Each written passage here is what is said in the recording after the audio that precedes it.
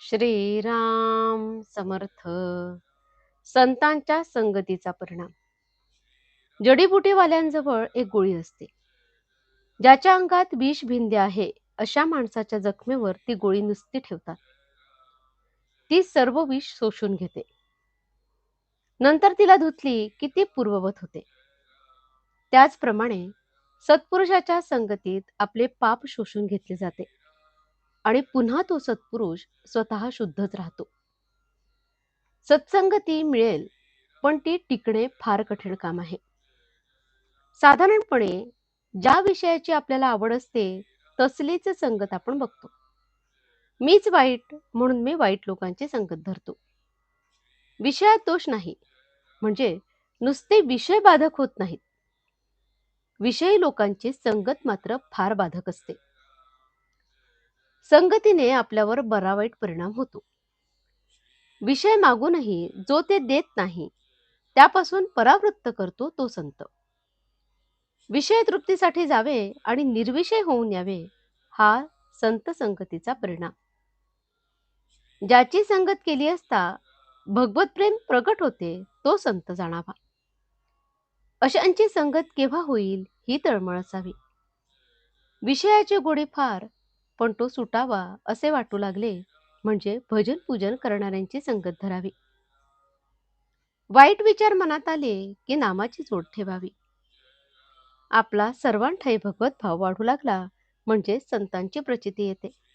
भगवंताच्या लीला पाहणाऱ्यांनाच खरा आनंद मिळतो. म्हणून संत नेहमी भगवंताविषयीच सांगत असतात. ते जे गातील तो संगीतातला रागच समजावा. तुकाराम बुवा नुसते विठ्ठल विठ्ठल म्हणत, पण त्याची गोडी आपल्या गाण्यामध्ये देखील नाही.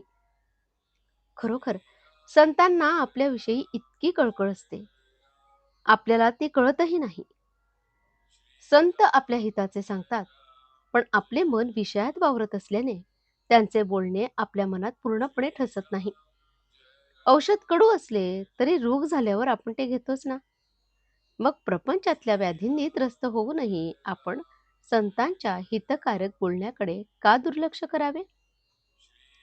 ज्याला भगवंताचे अधिष्ठान आहे त्याचे कडक बोलणे सुद्धा कोणाला लागणार नाही. अत्यंत निर्भयता हा संतांचा पहिला गुण आहे. कारण सर्व ठिकाणी मीच आहे ही भावना झाल्यावर भयाचे कारणच उरत नाही.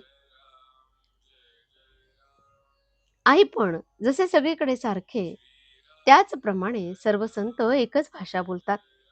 संतांनी मिळवलेले पद मिळवण्याचे साधन आपणही करतो, पण त्यांचे करणे निसंशय असते.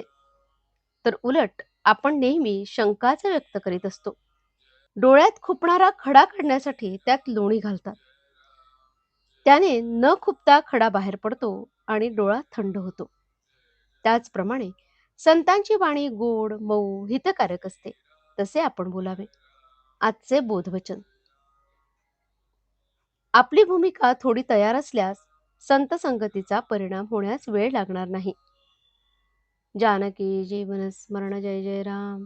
श्रीराम समर्थ.